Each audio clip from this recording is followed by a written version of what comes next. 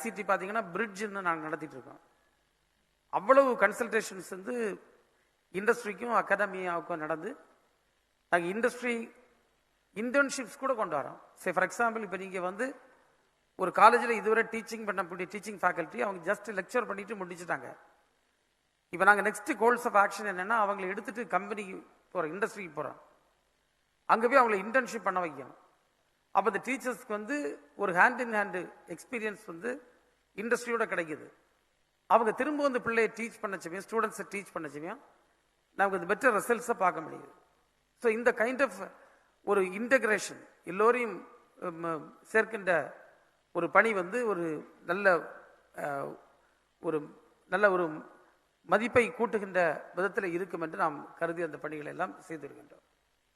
அதுபோன்று இன்றைக்கு பார்த்தீங்கன்னா டீப் டெக்னாலஜிஸ் பற்றி ஒரு முறையான ஆராய்ச்சி போன்றவற்றை செய்வதற்கும் அவற்றை இணைப்பதற்கும் அது சார்ந்து பணியாற்றுகின்றவர்களுக்கு ஒரு சரியான தொழில்நுட்பம் சார்ந்த ஒரு ஆலோசனைகள் வழங்குவது போன்றவற்றிற்கு ஒரு கட்டமைப்பு தேவை என்பதை உணர்ந்துதான் Tamil Nadu ITNT hub, Tamil Nadu technology hub என்ற ஒன்றை ஐடி டிபார்ட்மெண்ட் அண்ணா யூனிவர்சிட்டி கேம்பஸில் வந்து இப்போது நிறுவ இருக்கின்றது. அந்த பணிகள்லாம் நடைபெற்று கொண்டிருக்கின்றது. இன்னும் ஓரிரு மாதங்களில் முழுமையாக செயலாக்கத்திற்கு வரும் என்பதை நான் இந்த நேரத்தில் கூறிக்கொள்ள கடமைப்பட்டிருக்கின்றேன். அது நிச்சயமாக இன்னொரு மைல்கல்லாக அமையும். ஏனென்றால் அந்த டீப் டெக்னாலஜியில் அவங்கள கணக்கிப்பதற்கான முயற்சி. அதே போன்று நம்முடைய ஒரு யூமேஜின் ப்ரோக்ராம், அதாவது நீங்கள் எல்லாம் கேள்விப்பட்டிருப்பீங்க, நாங்கள் ஏற்கனவே பலர்கிட்ட பேசியிருக்கோம். ஐடி டிபார்ட்மெண்ட் மூலமாக யூமேஜின் என்ற ஒரு மாநாடு, ஒரு உச்சி மாநாடு வந்து நம்முடைய சென்னையில் வந்து திட்டமிட்டிருக்கின்றோம். அந்த உச்சி மாநாடு சுமார் 10,000 பேர் கலந்து கொள்வார்கள் என்று எதிர்பார்க்கின்றோம். அதுபோன்று ஒரு 135 செஷன்ஸ் நம்முடைய ஒர்க் ஷாப்ஸ் போன்றவங்க நடத்துவதற்கான திட்டம் தீட்டப்பட்டிருக்கிறது. 250க்கு மேற்பட்ட வல்லுநர்கள் உலகம் முழுவதின் பல்வேறு பகுதிகளிலிருந்து வந்து கலந்து கொள்ள இருக்கின்றார்கள். பல நாடுகள் அதில் ஒப்பந்தங்கள் கையெழுத்திட்டிருக்கின்றார்கள். குறிப்பாக பிரான்ஸ் வந்து நம்முடைய ஈவென்ட் பார்ட்னராக ஒப்பந்தம் கையெழுத்திட்டிருக்கின்றார்கள். எனவே அது மிக சிறந்த முறையில் நடைபெற இருக்கின்றது.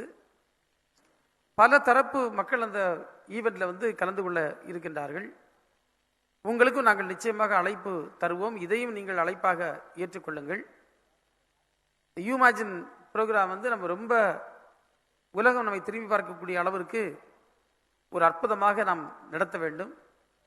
அதை சிறப்பாக நடத்துவது எப்படி என்பதற்காகத்தான் நான் ஜைடெக்ஸ் கான்ஃபரன்ஸுக்கும் அதே போன்று ஸ்லஷ் கான்ஃபரன்ஸ் போன்றவற்றுக்கு சென்று வந்தோம். மிகப்பெரிய அனுபவம் எங்களுக்கு கிடைத்திருக்கின்றது. எனவே இவையெல்லாம் இன்றைக்கு நம்முடைய தமிழக அரசு, நம்முடைய மாண்பு முதல்வர்கள் தலைமையில் இருக்கக்கூடிய அரசு எடுத்து வருகின்ற மிகப்பெரிய முயற்சிகள். இந்த முயற்சிகள் நிச்சயமாக நல்ல ஒரு பலனை தரும் என்று நாங்கள் நம்புகின்றோம்.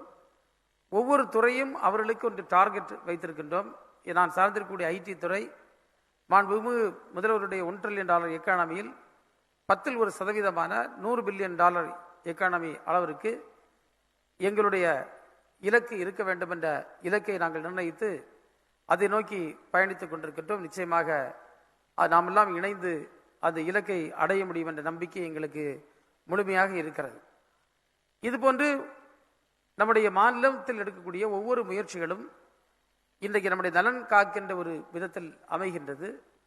எனவே நிச்சயமாக தமிழகம் ஒரு தலை சிறந்த மாநிலமாக இன்றைக்கு நிறைய நம்முடைய அண்ணன் ஃபைனான்ஸ் மினிஸ்டர்கள் வந்திருக்கின்றார்கள். நிறைய சமூக பொருளாதார காரணிகளை வைத்து இந்த சோசியோ எக்கனாமிக் இண்டிகேட்டர்ஸ் வச்சு பார்த்தோம்னா தமிழ்நாடு வந்து நல்ல மற்ற மாநிலங்கள் யாரும் நம்மை ஒப்பிட முடியாத அளவுக்கு நாம் வளர்ந்திருக்கின்றோம். அது நமக்கு கிடைத்திருக்கக்கூடிய மிகப்பெரிய பெருமை. தொடர்ந்து இந்த வளர்ச்சி நிலையை மேலும் மேலும் அதிகரிக்க வேண்டும் என்பது நம்முடைய மாண்புமிகு முதல்வருடைய திட்டம். அந்த திட்டத்தின் அடிப்படையில் நாம் அதை இன்னும் மேலும் மேலும் உயர்வதற்கான வழிகளை நாம் எடுத்துக்கொண்டிருக்கின்றோம். இப்படிப்பட்ட கான்ஃபரன்சஸ் வந்து நிச்சயமாக அவற்றுக்கு வலு சேர்க்கும். இன்னைக்கு ஒரு நல்ல ட்ரெண்ட் இன்னைக்கு தமிழ்நாட்டில் இருக்க வந்து இப்படி பல்வேறு கான்ஃபரன்சஸ் நடக்குது. அதில் வந்து நம்ம எல்லோரும் பார்க்க பேச பழகக்கூடிய ஒரு சூழல் கிடைக்கிறது. பிரச்சனைகளை தெரிந்து கொள்வதற்கான வாய்ப்புகள் இருக்கிறது. பிரச்சனைகளை தெரிந்து கொண்டால்தான் பிரச்சனைகளுக்கு தீர்வு என்ற பேச்சுக்கே இடம் இருக்கிறது. எனவே பிரச்சனைகளை தேர்ந்து கொள்வது முதல் அதுக்கு பிறகு தீர்வு காண்பது என்பது இன்னொரு விதம். நான் கடைசியாக ஒரே ஒரு கோரிக்கை உங்கள் மத்தியில் வைத்து நான் விடைபெறுகின்றேன். நான் அயலக தமிழர்கள் எங்கெங்கு சந்திக்கின்றேனோ அப்போ திரும்ப திரும்ப வைக்கக்கூடிய கோரிக்கை, நீங்க தமிழ்நாட்டின் வளர்ச்சியில் நீங்க என்ன பங்களிக்க போறீங்க என்பதை தயவு செய்து நீங்கள் ஒரு தெளிவான ஒரு பார்வையோடு ஒரு திட்டத்தோடு ஒரு action plan with time line நீங்கள் செய்ய வேண்டும் என்பது என்னுடைய அன்பான வேண்டுகோள். நம்ம பேசிக்கிட்டு மட்டும் இருந்த போதாது. It is time to act. நம்ம நான் ஒன்றும் பெருசா நம்ம பண்ணணும்னு கூட சொல்லலை. ஒரு சின்ன சின்ன முயற்சிகள் கூட நம்மை அடுத்த நிலைக்கு எடுத்து செல்வதற்கு வசதியாக இருக்கும். நம்முடைய அயலக தமிழர்களுடைய பொட்டன்ஷியல் ரொம்ப ரொம்ப பெருசு. அதை நீங்க தயவு செய்து யாரும் குறைத்து மதிப்பிட வேண்டாம். ஆனால் அந்த அளவிற்கு நம்ம அதனுடைய பயனை தமிழ்நாட்டிற்கு நாம் பெற்றிருக்கின்றோம் என்று சொன்னால் நீங்கள் யாரும் என்னிடத்தில் வருத்தப்பட்டு விடாதீர்கள். என்னை பொறுத்தவரையில் இல்லை என்றே நான் சொல்வேன். அந்த அளவுக்கு இல்லை. நமக்கு இருக்கக்கூடிய பொட்டன்ஷியலுக்கு ஏற்ற அளவுக்கு நம்ம ஹார்வெஸ்ட் பண்ணியிருக்கோமான்னா இல்லை. வருகின்ற காலகட்டங்களில் அவற்றை எப்படி அதை ஹார்வெஸ்ட் பண்ணுவது என்பது நீங்கள் பார்க்க வேண்டும். இன்றைக்கு இந்த தமிழ்நாட்டை காக்கின்ற இந்த அரசு நம்முடைய பாரம்பரியத்தை, பண்பாட்டை, நாகரிகத்தை, நம்முடைய தொன்மையை பாதுகாப்பதற்கே இன்றைக்கு போராட வேண்டிய நிலை இருக்கிறது. இன்றைக்கு கூட ஒரு தவறான முன்னுதாரணத்தை இங்கு இருக்கக்கூடிய ஆளுநர் சட்டமன்றத்தில் அரங்கேற்றி இருக்கின்றார். அது ஏன் என்று எங்களுக்கு தெரியவில்லை. தமிழ்நாடு என்று பெயர் சொல்வது அவருக்கு உறுத்தலாக இருக்கிறதா? இதற்கு நாம் என்ன செய்ய முடியும்? தியாகி சங்கரலிங்கனார் உண்ணாவிரதம் இருந்து தன்னுடைய உயிரை நீத்தார் பெயரை வைப்பதற்கு. அன்றைக்கு அண்ணா தலைமையில் சட்டமன்றம் கூடி யுனானிமஸ் டிசிஷன், ஒட்டுமொத்த மக்களும் சேர்ந்தெடுத்த முடிவு தமிழ்நாடு என்ற பெயர். நாட்டில் பல இடங்களுக்கு நாடுன்னு பேர் இருக்கு. பயநாடு இருக்கு, ஆரிய நாடு இருக்கு, எல்லாமே நாடு இருக்கு. அப்படிலாம் குட்டி குட்டி ஊரெல்லாம் நிறைய இருக்கு. அது தமிழ்நாடு என்பது சிலருக்கு உறுத்தலை ஏற்படுத்தி இருக்கிறது. அது அப்படி அல்ல. இதற்கு உலகம் முழுவதும் இருக்கக்கூடிய தமிழர்கள் நம்ம குரல் கொடுக்கணும். நம்ம ஒன்றுபட்டு நிற்க வேண்டும். அது நம்முடைய தலையாய கடமையாக இருக்கிறது. நம்ம அதில் எந்த வழிகளிலும் நம்ம சமரசம் செய்து கொள்ள முடியாது.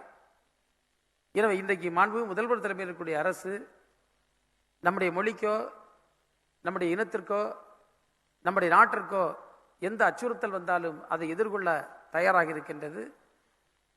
அவற்றையெல்லாம் வலுப்படுத்துவதற்குத்தான் இன்றைக்கு தமிழ் பரப்புரை கழகம் போன்றவை துவங்கப்பட்டு வலுவாக்கப்பட்டிருக்கிறது. நான் இங்கு இருக்கக்கூடிய அயலக தமிழ் சகோதரர்களுக்கு கேட்டுக்கொள்வதெல்லாம், எங்கெல்லாம் தமிழர்கள் இருக்கக்கூடிய பகுதியில் தமிழ் கற்றல் கற்பித்தலுக்கான வாய்ப்பு இல்லையோ, நீங்கள் தயவு செய்து எங்களை தொடர்பு கொள்ளுங்கள்.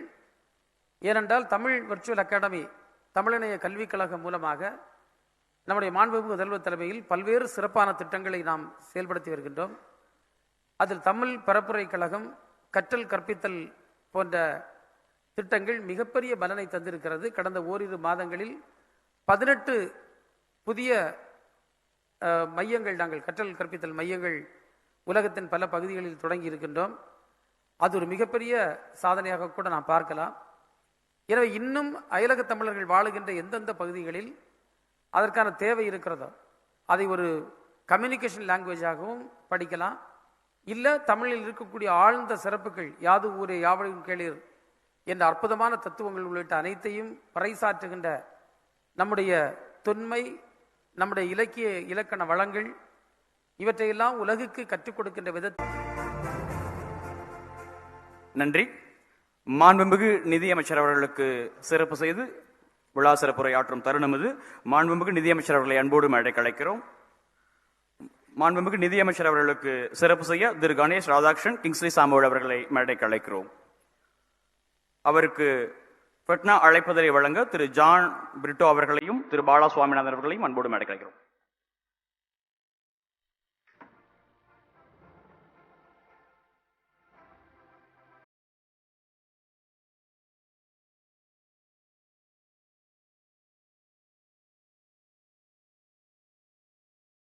திரு பாலா சுவாமிநாதன் அவர்களை மேடைக்கு ஒரு அன்போடு கலைக்கிறோம்.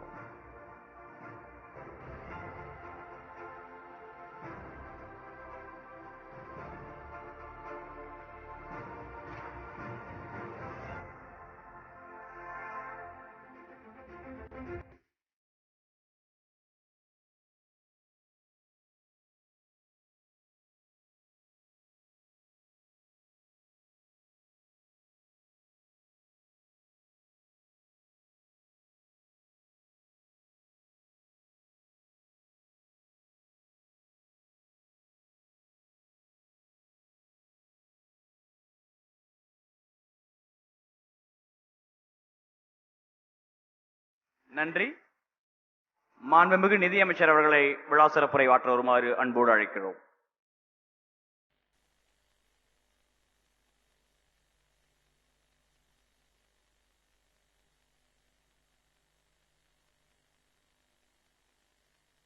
Let me start by welcoming all of you to Chennai and to this very important event, and to thank the organizers, including from our side, from the government side, the Secretary MSME, Arun Roy IAS, Tansim CEO Sivaraja, my fellow ministers, the MSME Minister and Senior Minister Thiru Thamohan Barasan, the IT Minister Thiru Manoj Thangaraj, the many office bearers of FETNA, all of you entrepreneurs, domestic, NRIs, Tamilians from around the world. I welcome you all. I thank you for your interest, for your participation, for your ideas, and for inviting me to be part of this event today. In many ways, we are at a very interesting juncture in our country and in our state. We have seen unprecedented volatility economically, societally, through the pandemic.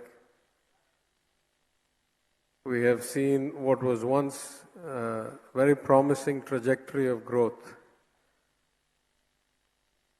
slide significantly. In Tamil Nadu, the fiscal situation deteriorated so much that our capacity to build infrastructure has been structurally reduced. We used to be a state that at one point spent 3% of our GDP every year on infrastructure in capital expenses. That came down to as low as 1%.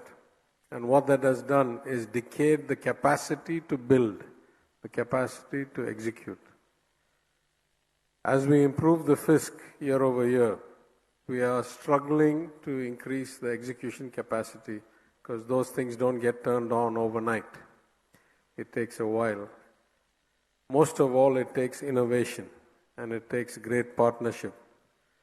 We cannot achieve the ambitions we have, the Honorable Chief Minister's ambitions about a 1 trillion economy, doing the same things with the same people.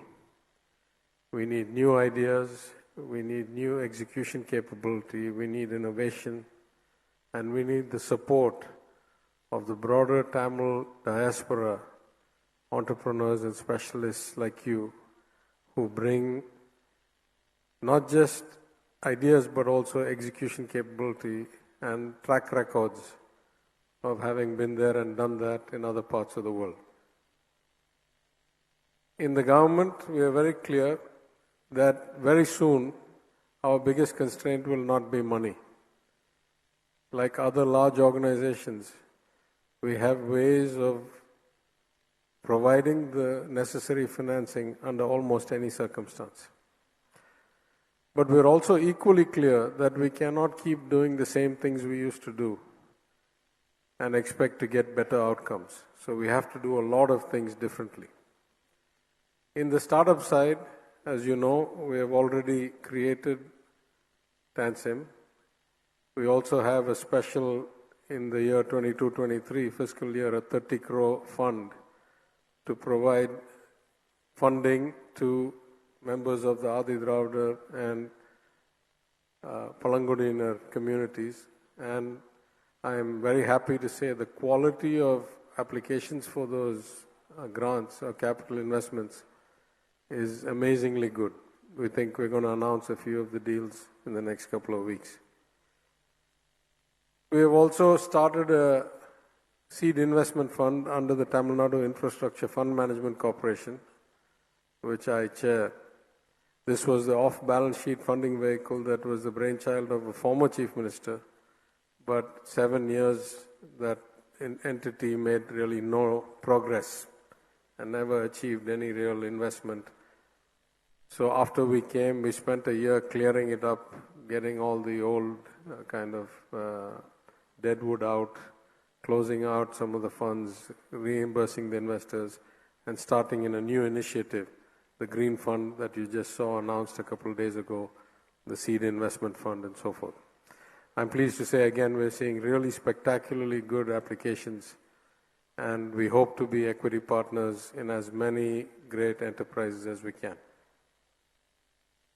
The government also does something I think no other government at least does consciously, starting about a year ago, after I had visited the CIA Connect in the October or November of last year, of 21.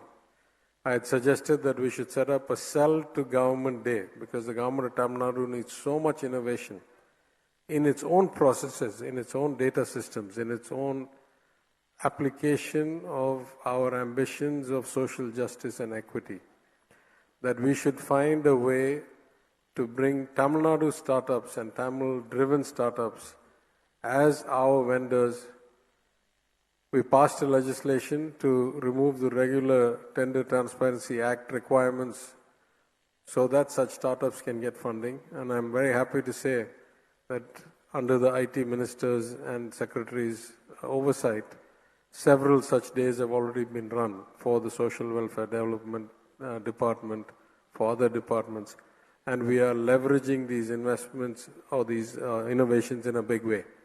For example, in the Greater Chennai Corporation, we have had 100% drone survey using some very innovative technology to identify whether the drone-based square footage of the property matches the property records in the tax base. And we're finding that in almost 25% of the residences, that is not the case. So we have then step 2, step 3 of trying to find a resolution to these discrepancies. Also in the pilot breakfast program that the Honorable Chief Minister started a few months ago, in the urban areas, we are greatly leveraging the automation in cooking and IoT. And we're doing touchless, high hygiene, programmed cooking for breakfast in the urban schools. So these are some of the ways we're applying the technology ourselves. I can tell you that we have a long way to go. One of the biggest problems with government is that our infrastructure is archaic. We have very little by way of institutional memory. Files still move by paper. There is no automatic recall. There is no permanent employee. Politicians get elected in and out every 5 years. Senior officers change departments as little as few months, certainly no longer than a few years. And so there is very little institutional continuity in the government, and this is something that technology can solve for us in a very effective way. So we're starting to leverage better platforms for institutional memory, for continuous tracking, for cross-referencing, for data mining, for identifying beneficiaries and validating the economic circumstances for those that we provide government benefits. Tamil Nadu is the only state in the country that has a universal public distribution system. In a state of slightly less than 8 crore people, we have 2.38 crore family ration cards. That's almost universal coverage. And we provide lots of benefits, including the upcoming Pongal gift hamper.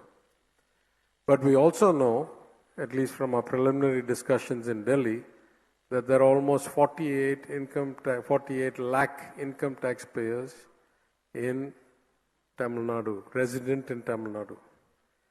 Then this raises the question, if somebody is well off enough to be paying income tax, are these really the people that we should be providing these great subsidies to? Or are there more effective ways of targeting? In the absence of information, we have to do the kind of blunt force approach. But I would say that a fundamental component of economic justice is progressivity. Like we tax at a higher slab for those who make more money, we should be providing greater subsidies and greater benefits for those at the bottom of the pyramid and less as we go up. And we need data, information, cross-referencing for that. Again, we've taken a lot of innovative approaches. I would say the application of cross-referencing and data cleanup in the last 18 months of our government, well north of 15,000 crores in funds that we otherwise would have spent if we had not been able to get this clarity.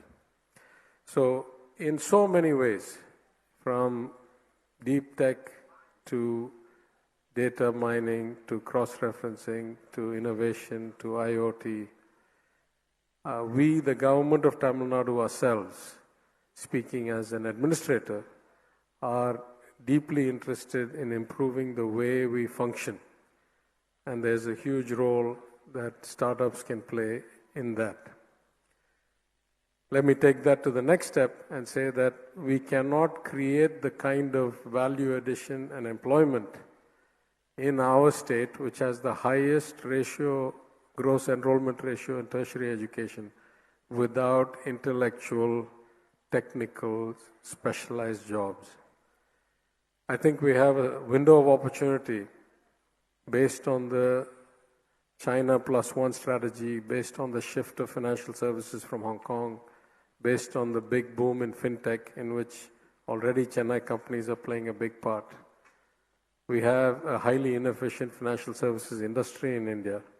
I think fintech can prove remarkable improvements, can generate remarkable improvements, and especially in the areas of credit, consumer access, and validation or referral of MSMEs and their creditworthiness. I think there's a huge amount of opportunity in blockchain technology and broadly in fintech.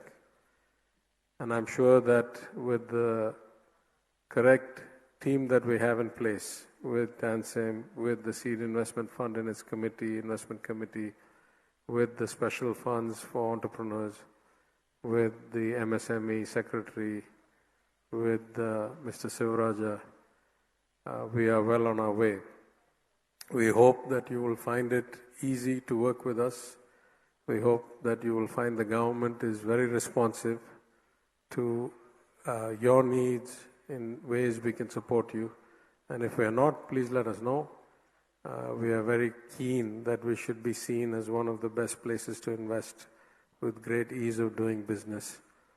And we see the Tamil diaspora, especially people like you, as one of the greatest strengths and the foundation of our belief that we can now change the paradigm and definitely hit the 14-15% nominal growth rate that is required for us to get to 1 trillion.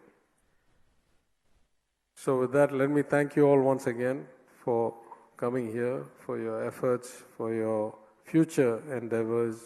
let me wish you all the best. And I hope you have a fun couple of days here.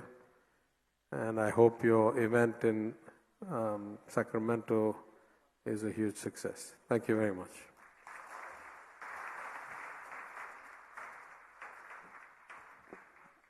அமைச்சர்களுக்கு நன்றி.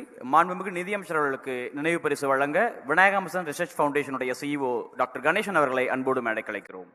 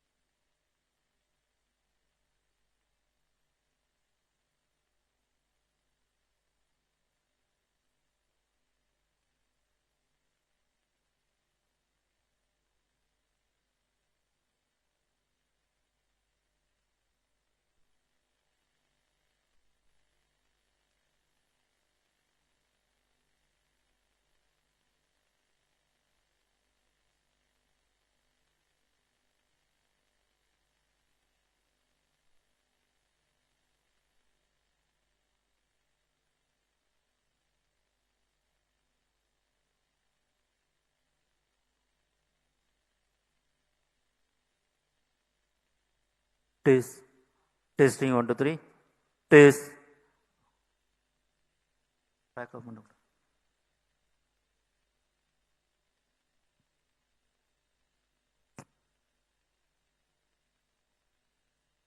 Test.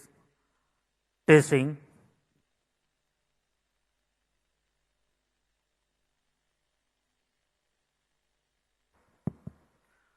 மாண்புமிகு தமிழ்நாடு முதல்வர்கள் வந்து கொண்டிருக்கிறார். அதுவரையில் அரங்கத்தில் அனைவரும் அமைதி காக்குமாறு அன்போடு கேட்டுக்கொள்கிறோம்.